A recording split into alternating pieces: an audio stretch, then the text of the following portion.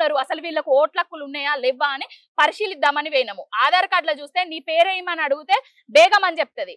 ఆ పేర్లనేమో రష్మియో లేకపోతే రేష్మనో అట్లాంటి పేర్లు ఉంటాయి. అది వాళ్ళు చేసింది.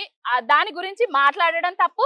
అది గెలిపే కాదు అసలు. అంటే ఒకటే, అంటే ఇప్పుడు మీ నాయకురాలే ఒకప్పుడు, ఇప్పుడు కవిత గారు కూడా దాని గురించి ఒక ట్వీట్ పెట్టడం, దాని మీద మీరు కూడా మాట్లాడడం జరిగింది. అంటే ఇప్పుడు ఆమె కూడా చెప్తా ఉంది కర్మ హిట్ బ్యాక్స్ అని, ఇది ఇక్కడ ఓడిపోవడానికి ప్రధాన కారణం హరీష్ రావే అని. సో ఆమె కూడా విమర్శలు చేశారు. దీనికి ఏం చెప్తారు? హరీష్ రావు గారు కానివ్వండి, కేటీఆర్ గారు కానివ్వండి, కేసీఆర్ గారు ఏది చెప్తే అది చేస్తారు. ఆయన కనుసన్నల్లో మెదిలే నాయకులు వాళ్ళు. కర్మ హిట్స్ బ్యాక్స్ అనేది ఆమె పెట్టుకోవచ్చు. మాకేం కర్మ తిరిగి రాలేదు, మాకు అధికారం పోయింది తప్ప జనాలల్లో ఆదరణ పోలేదు. జనం ఎక్కడ పోయినా కూడా హరీష్ అన్న గాని రామన్న గాని బ్రహ్మరథం పడుతున్నారు. అది తెలుసుకొని ఆమెను సస్పెండ్ చేయడం వల్ల మీకు మైనసా ప్లస్? ఇప్పుడు సస్పెండ్ అనేది బాపు కేసీఆర్ గారు తీసుకున్న నిర్ణయం. దాని మీద మేము మాట్లాడము.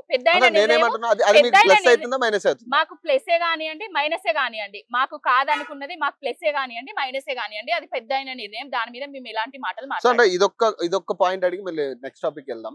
అంటే ఆమె జనం బాట అని ఒక కార్యక్రమం చేస్తా ఉంది. ప్రతి చోట కూడా బిఆర్ఎస్ ప్రభుత్వాన్ని అలాగే ఇప్పుడు రాష్ట్ర ప్రభుత్వాన్ని కూడా విమర్శించే ప్రయత్నం చేస్తా ఉన్నారు.